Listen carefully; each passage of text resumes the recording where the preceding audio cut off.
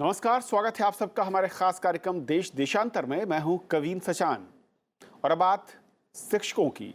शिक्षक समाज में उच्च आदर्श स्थापित करने वाला व्यक्तित्व होता है।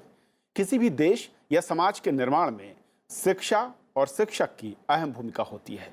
कहा जाए तो शिक्षक ही समाज का आईना होता है और कहा भी गया है कि आचार्य देवो भव, यानी शिक्षक या आचार्य ईश्वर के समान होता है। ये दर्जा एक शिक्षक को समाज में दिए गए उसके योगदान के बदले मिलता है।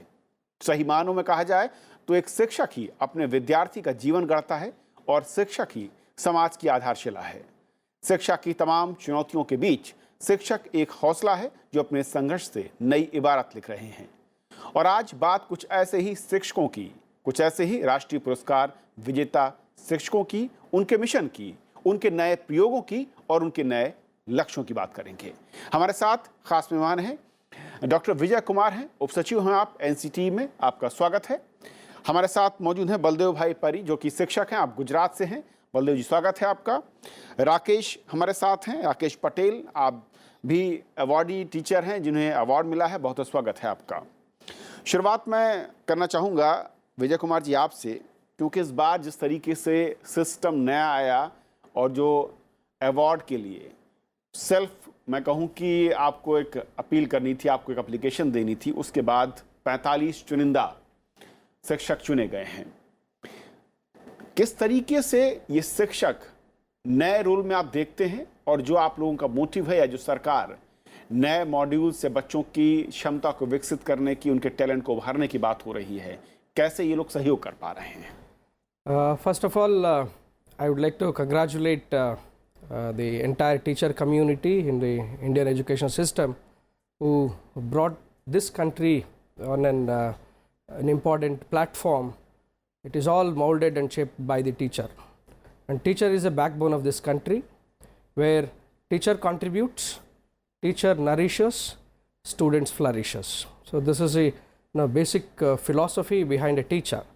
Teacher role is not simply confined to a classroom, it is beyond a classroom environment, where he can mold, where he can shape, where he can give a clear picture what exactly students to become.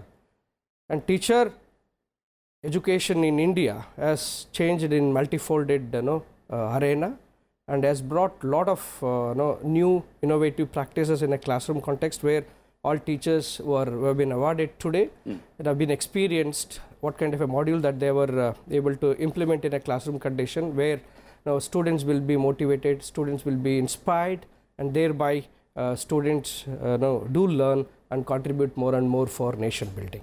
Okay, हमारे साथ बलदेव भाई जी हैं। बलदेव जी, क्योंकि 45 लोगों का चयन देश भर में जिन्हें राष्ट्रीय पुरस्कार दिया गया है, आपकी क्या खास खूबी या क्या नए प्रयोग आपने किए जिसके चलते आपको चुना गया है? थोड़ा सा मैं चाहूँ कि आप दर्शकों को बताएं।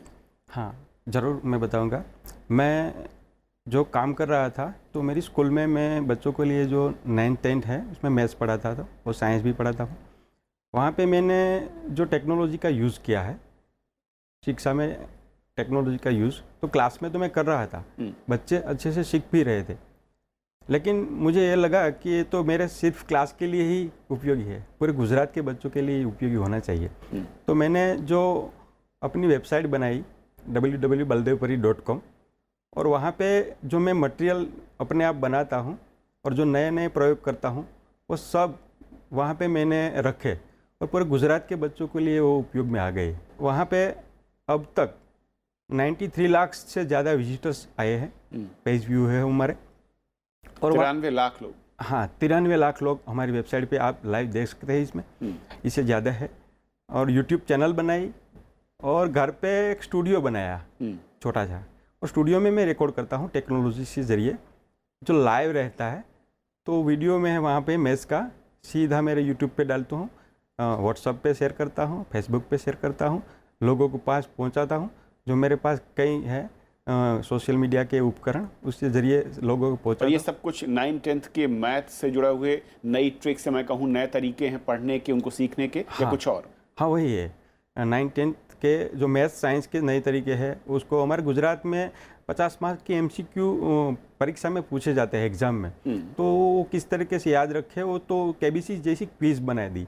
तो वो रट नहीं सकते, लेकिन वो खेलते खेलते वो सीख सकते हैं। उसका रिजल्ट मेरी स्कूल में तो मुझे 90 अप मिल रहा है, कभी कभी 100% भी मिल रहा है मुझे। तो ये कई स्कूल ऐसे हैं जिसकी 30% से नीचे रिजल्ट है, उसको भी टीचर से उसका सीधा क्लास में यूज़ कर सकते हैं, बिल्कुल फ्री में मैं वहाँ पे रख दिया है।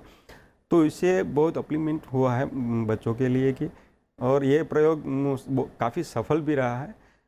तो ऐसा मटेरियल बना के वहाँ पे मैं केवल 9th-10th के लिए नहीं किया है, 6 के लेके 10th तक का जो हर चैप्टर है, वो चैप्टर का MCQ क्विज़ बना के वहाँ पे रख दिया। केवल 1100 से ज़्यादा क्विज़ मैंने बनाई है। क्विज़ बनाने में 7 घंटे लगते हैं। जो कैलकुलेशन लगाया है तो 365 दिन से ज़्यादा 24 घंटे बैठे रहे। तो इतना बड़ा काम करके वहाँ पे रख दिया, बिल्कुल फ्री, क्योंकि एजुकेशन फ्री होना चाहिए, वो मोटो हमने वहाँ पे साबित करने की कोशिश की। इंटरेस्ट बच्चों का रहे, हाँ। उसको भी आपने सोचा कि ऑनलाइन कर दें तो बेहतर तरीका होगा। बिल्कुल। हमारे साथ राकेश हैं। राकेश, आप लैंग्वेज पढ़ाते हैं, और क्या आपकी खास खूबी रही जिसके चलते ये पुरस्कार आपको इस बार दिया गया है, और किस तरीके से उसने आपके इलाके में, आपके स्कूल में या आपके आसपास के ज़िलों में बच्चों को मदद की है? अच्छा, देखिए, जो मेरा स्कूल है वो छोटे से गांव नवा नदी सर से ताल्लुक़ रखता है। तो जब ज्वाइन किया था तो करीबन 40 बच्चे आ रहे थे। अब मुझे वहाँ देखकर लगा कि ये बच्चों को अगर मेरी स्कूल में लाना है तो मुझे 2 तरीके अपनाने पड़ेंगे। जैसे कि मैं उनको बोलूँगा कि आज आप पढ़ लो, 10 साल बाद ये होने वाला है, तो उनको बिलीफ नहीं होगा। तो पहले तो शिक्षा थी, उसको उनके जीवन से जोड़ना शुरू किया। जो कि आज पढ़ रहे हैं वो उनके गांव में जाकर भी उनको काम लग रहा है। जैसे कि प्राइमरी हेल्थ सेंटर की विजिट करवा दी, तो अब बूढ़े बुजुर्ग भी बीमार होते हैं तो बच्चे लेके जा रहे हैं। तो उन लोगों को लगा कि हाँ यार, जो ये बच्चे स्कूल में जा रहे हैं तो कुछ अच्छा सीख रहे हैं। फिर तरीके बदले। जैसे मान लीजिए कि हम सबका वही है कि अगर स्पेल गलत हो गई तो टीचर क्या बोलते थे कि ये 5 बार लिखना है या 10 बार लिखना है। हमने क्या किया कि मैंने ये सही स्पेल लिखी है, आप उसको 5 तरीके से गलत लिख के दिखाओ। अब होता क्या है कि वो 5 तरीके से गलत लिखने में दिमाग में है ना वो सच स्पेल रहती है। तो हमें एजुकेशन कहाँ चाहिए? वहीं पर तो चाहिए, दिमाग में। जैसे कि मैं आपसे सवाल जवाब कर रहा हूँ तो सामान्य तौर पर क्या होता है कि मैं आपको बोलूँ कि भाई भारत की राजधानी कौन सी है, तो सब बोलेंगे दिल्ली। अब जिसको नहीं आता है वो छुपता है कि यार मुझे सवाल का जवाब नहीं आता है। हमने क्लासरूम में क्या किया कि आज जो भी मैं सवाल पूछूंगा उसको आपको गलत जवाब देना है। तो जो इनको भी नहीं भी आता है वो खोल के बड़े बैठ गए, और जिनको आता है उसके दिमाग में प्रोसेस होनी शुरू हो गई कि अगर मैं आपसे ही पूछूं कि भारत की राजधानी कौन सी है, उसका आपको गलत जवाब देना है तो आपको सोचना पड़ेगा और दूसरे किसी शहर का नाम देना पड़ेगा, लेकिन दिमाग में तो दिल्ली रहता है। तो इस हिसाब से रोचक तरीके ढूंढे। अब ये करने में दिक्कत ये आई कि हम जो कर रहे थे पूरी टीम नवा नदी सर, तो जहन में ये भी था कि यार सही कर रहे हैं या गलत कर रहे हैं। तो सोशल मीडिया और ब्लॉग वगैरह और टेक्नोलॉजी ने भी बड़ा साथ दिया, और वर्चुअल भी लोग सराहने लगे, अच्छा यार आप बहुत अच्छा कर रहे हैं, बच्चों को बड़ी मज़ा आ रही है। तो फिर तो आज हमने हमारे स्कूल का नाम ही रख दिया है मस्ती की पाठशाला। तो ब्लॉग यूट्यूब चैनल्स में भी डाल रहे हैं, तो वर्चुअल भी कमेंट्स मिल रहे हैं, और कुछ लोग वहाँ देखकर स्कूल की विज़िट कर रहे हैं। तो इससे फ़ायदा ये हो रहा है कि आज 100 से ज़्यादा जैसे छोटे छोटे गांव की स्कूल मैनेजमेंट कमेटी स्कूल की विज़िट के लिए आई, और उन लोगों ने भी तय किया कि हम भी हमारे गांव में के जो स्कूल हैं उसको ऐसी चाइल्ड सेंटर, विद्यार्थी केंद्रीय बनाने की कोशिश करेंगे। तो ये बड़ा अचीवमेंट उस हिसाब से लग रहा है कि एक साथ कितने सारे बच्चों की मुस्कान बनने की वजह है नवा नदी सर प्राइमरी स्कूल। यानी कि उसके जरिए बच्चों में न सिर्फ इंटरेस्ट जगा, हाँ। बल्कि पढ़ने को लेकर जो एक बोझ लगता था उसको आपने एक खेल में बदल दिया है। खेल, और उनको ही पूरी फ्रीडम है। जैसे फ्रीडम की हमारे यहाँ डेफिनेशन है कि आप पूरी फ्रीडम से जहाँ चाहे पढ़ सकते हैं। ऐसा कोई है नहीं कि यहाँ कोई बोधि वृक्ष है, यहाँ बैठोगे या 4 दीवार की क्लासरूम में बैठोगे तो आएगा। आप जहाँ भी चाहो अपना काम करो, आप मस्ती से पढ़ो, कोई प्रॉब्लम नहीं। एक वांचन वाटिका करके एक पूरा कॉर्नर रख दिया है कि जो स्कूल बच्चे पहले आ जाएंगे, होमवर्क नहीं किया है, पढ़ना है, वो वहाँ बैठेंगे, बाकी सब बच्चे खेल सकते हैं, ताकि आप फ्री है, जो भी करना चाहे, आप किसी और की फ्रीडम पे हमला नहीं कर सकते। तो इस हिसाब से पूरा स्कूल काम कर रहा है। हमारे साथ एक और अवार्डी टीचर हैं इस वक्त, शीशा प्रसाद जी हैं, राष्ट्रीय पुरस्कार विजेता हैं, आप तेलंगाना से आती हैं। स्वागत है आपको और बधाई भी मैम। लेकिन मैं समझना चाहूँगा कि आपने किस तरीके से अपने स्कूल में क्या ऐसा किया जिसके चलते तस्वीर बदली, या फिर आपको इस पुरस्कार के लिए चुना गया है? मेरे जो अन्य साथी हैं जिन्हें भी पुरस्कार मिला है, ये लोग ने जिन तरीके की the problems that these people have faced, I have not faced, because I come from Kendriya Vidyalaya Sangathan, which believes in providing almost all the facilities to children. But the problem with us is we get affluent children who have all the facilities, so they ignore English. मैं अंग्रेज़ी की शिक्षिका हूँ, तो ये हमेशा मुझे परेशानी होती थी कि कॉमर्स के बच्चे हों, साइंस के बच्चे हों या ह्यूमैनिटीज़ के बच्चे हों, ये सब हमेशा बाकी कोर सब्जेक्ट्स जैसे साइंस वाले फिज़िक्स, केमिस्ट्री, बायोलॉजी और कॉमर्स वाले अकाउंटेंसी, बिजनेस स्टडीज़, मैथमेटिक्स या ज्योग्राफी पढ़ते हैं, इकोनॉमिक्स पढ़ते हैं। इंग्लिश को कोई नहीं पढ़ता। ट्यूशन भी वही सब्जेक्ट्स की लगती है, बुक्स नहीं लाते हैं, नोटबुक नहीं लाते हैं। तो पिछले 25 साल से मैं यही कोशिश कर रही थी कि ये साइंस के बच्चे, कॉमर्स के बच्चे साइंस या कॉमर्स भूल के इंग्लिश की तरफ मुड़ जाएं। इसके लिए मैंने हमेशा काम किया है and I can very proudly say that most of my children look forward for English classes more than they look forward for physics और केमिस्ट्री क्लासेस। तो और इंग्लिश को थोड़ा गेम्स वाइज और इंटरेस्टिंग, और जो इंग्लिश में ये पोएट्री वगैरह सीखते हैं वो सिर्फ किताबों तक सीमित नहीं रखना है, रियल लाइफ में भी पोएटिक लैंग्वेज में बात कर सकते हैं, पोएटिक डिवाइसेस यूज़ कर सकते हैं। इसके लिए मैंने बहुत सारा काम किया है सर। क्योंकि आपने ठीक कहा कि लैंग्वेज को लेकर उस तरीके से इंटरेस्ट शायद बच्चों में उतना नहीं दिखता कंपेयर टू अगर दूसरे सब्जेक्ट की बात करें जिसका आपने जिक्र किया है, लेकिन उस इंटरेस्ट को वापस लाने के साथ साथ प्रैक्टिकल नॉलेज और किताबी ज्ञान से अलग आप कैसे ले गई बच्चों को? यस सर, एक पोइट्री में बहुत सारी चीज़ें होती हैं, वी कॉल पोएटिक डिवाइसेस, जो हमारी आम लैंग्वेज को ज़्यादा इंटरेस्टिंग बनाती हैं और एनरिच करती हैं ताकि बच्चे क्रिएटिव एबिलिटीज़ अपने दिखा पाएँ। तो वो जो फिगर्स ऑफ स्पीच होती हैं वो हम आजकल ये गुड मॉर्निंग मैसेजेस जो व्हाट्सएप में बच्चे भेजा करते हैं, तो उसमें वो लोग वो पोएटिक डिवाइसेस यूज़ करते हैं। और एक्टिव पैसिव वॉइस लीजिए या टेंसेस लीजिए या फिगर्स ऑफ स्पीच लीजिए, बच्चे जो होते हैं वो उनको ये लगता है कि एक्टिव पैसिव वॉइस जो है वो सिर्फ एग्ज़ाम के पॉइंट ऑफ व्यू से इम्पॉर्टेंट है। रियल लाइफ में इसका क्या यूज़ है इनको समझ में नहीं आता है। पेरेंट्स भी पूछते हैं एक्टिव पैसिव वॉइस पढ़ाया क्या, लेकिन वो लोगों को ये active passive voice real life में कैसे यूज़ करना है पता नहीं होता है। तो मेरे टीचिंग के द्वारा बच्चे ये रियल लाइफ में कब यूज़ करना है, कहाँ यूज़ करना है, ये सब सीखते हैं and they use all these grammatical techniques in their real life also. Okay Baldev ji, मैं आता हूँ क्योंकि आप लोगों का सबका एक अलग तरह का अनुभव रहा है, अलग अलग वातावरण एनवायरनमेंट में आप लोगों ने पढ़ाई करवाई बच्चों को।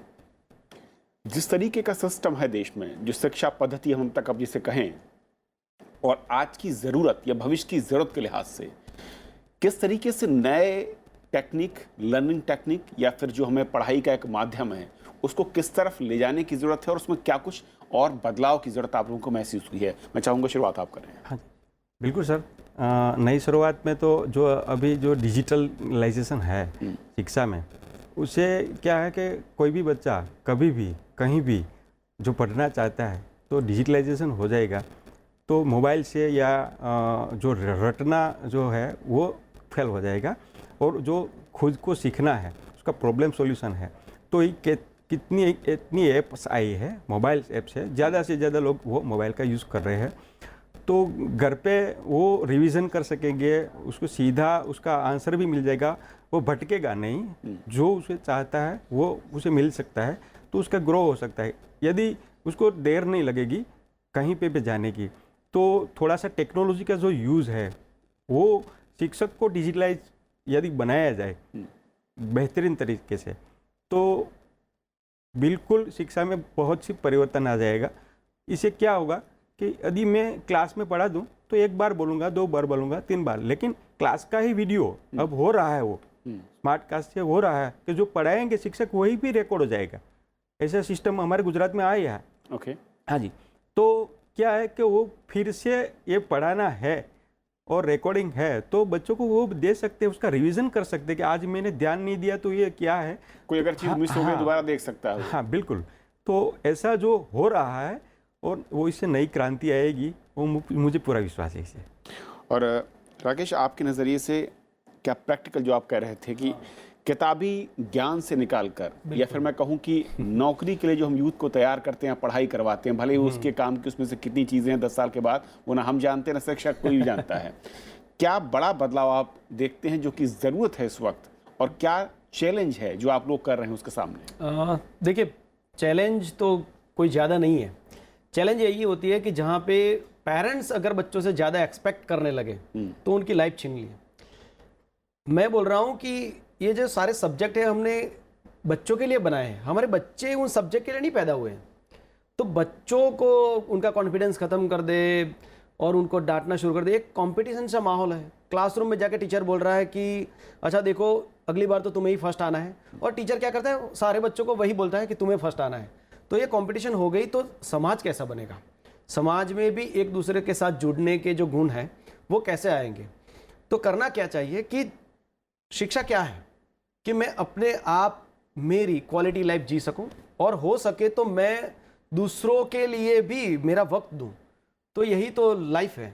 तो वो लाइफ छीनने की बजाय उस तरह से गांव, जैसे छोटे छोटे गांव हैं, जैसे आप एसी कार में जा रहे हैं और कोई भेड़ बकरियां लेकर रोड पे गुजर रहा है, आप एसी में भी गर्म हो रहे हैं कि क्या यार इन लोगों को पता नहीं चलता है रोड पे चल रहे हैं।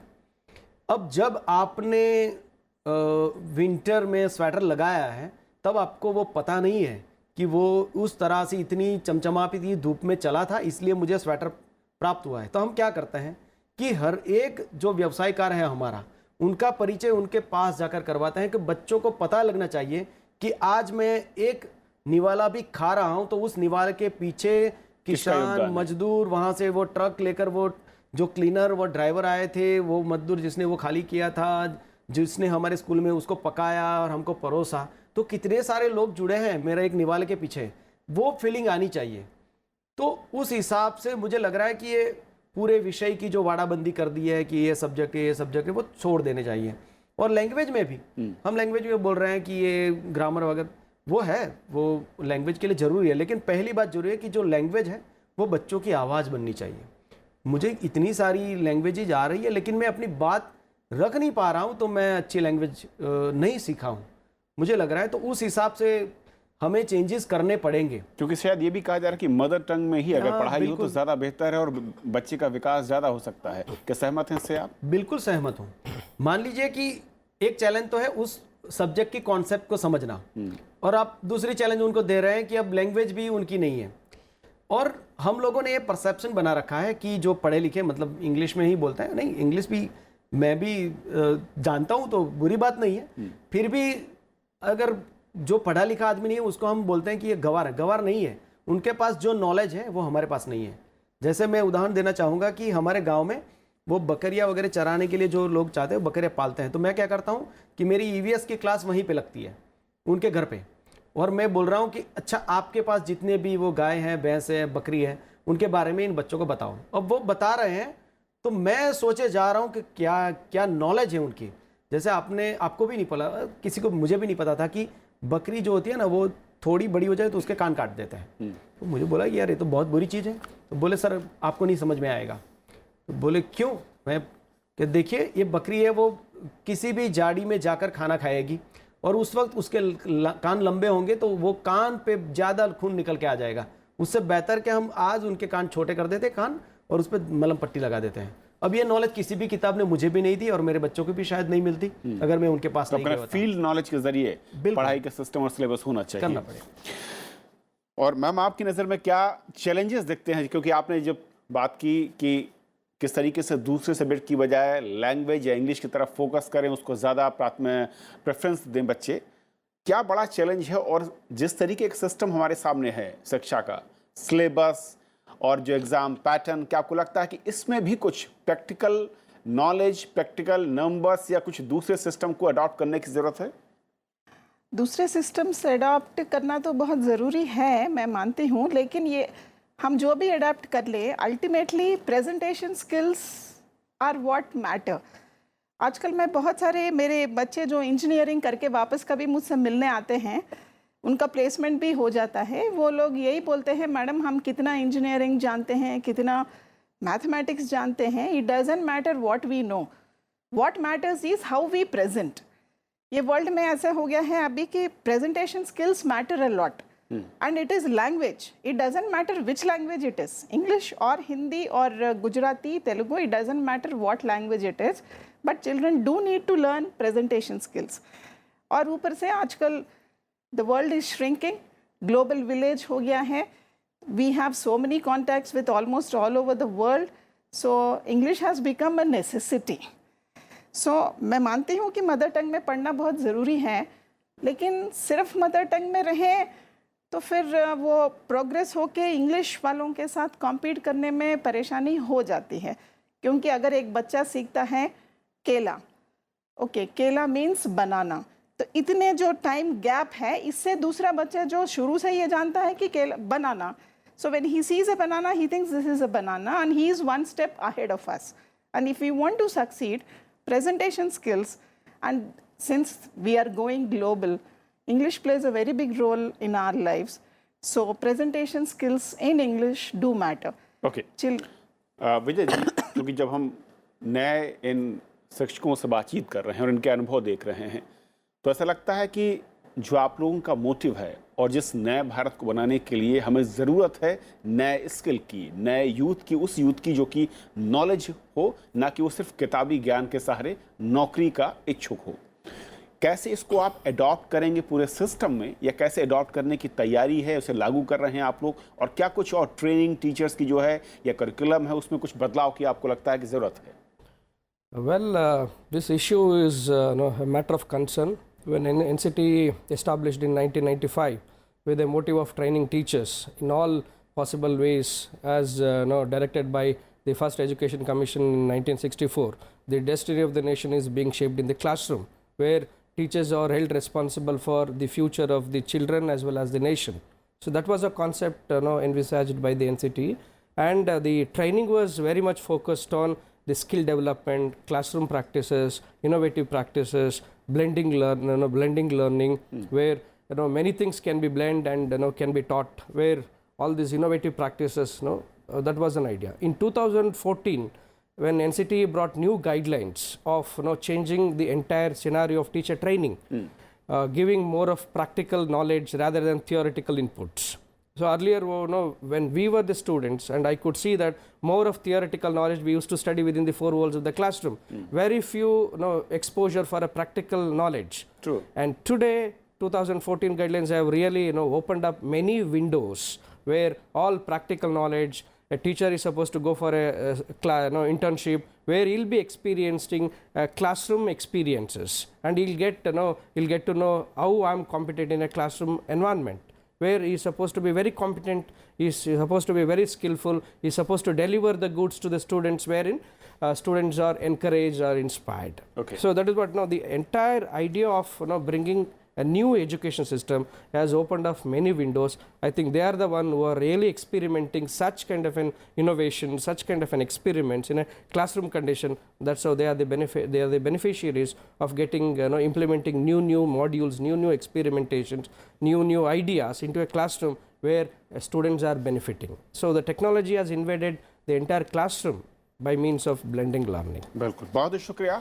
आप चारों मेहमानों का हमारे साथ इस चर्चा में जुड़ने के लिए और बताने के लिए कि बदलते भारत में जो शिक्षक हैं वो किस तरीके से बदल रहे हैं, और जो नया एम है, जो नया लक्ष्य है, उसको हासिल करने के लिए और नए भारत को, युवा को तैयार करने के लिए किस तरीके से बदलाव के साथ कदम ताल कर रहे हैं।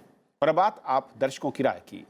हमने कार्यक्रम दिखाया था कि जो विधानसभा या सदन है उसमें अनुशासन और चर्चा किस तरीके की हो रही है, उसको लेकर संगीता कुंवर लिखते हैं, सदन में अनुशासन बनाए रखने और सदन को सुचारू तौर पर चलाने के लिए आचार संहिता को लाना एक अच्छी पहल है, और इससे सदन की कार्यवाही के बीच जो विपक्षी दलों का हस्तक्षेप करना कुछ हद तक कम हो सकेगा और सभी सदस्य अपनी बात को अच्छे तरीके से रख सकेंगे, और तभी जनता की समस्याओं का समाधान हो सकेगा। आप हमारे कार्यक्रम YouTube पर भी देख सकते हैं, और साथ ही साथ अपनी राय हमें आप मेल कर सकते हैं। फिलहाल आज इतना ही, नमस्कार।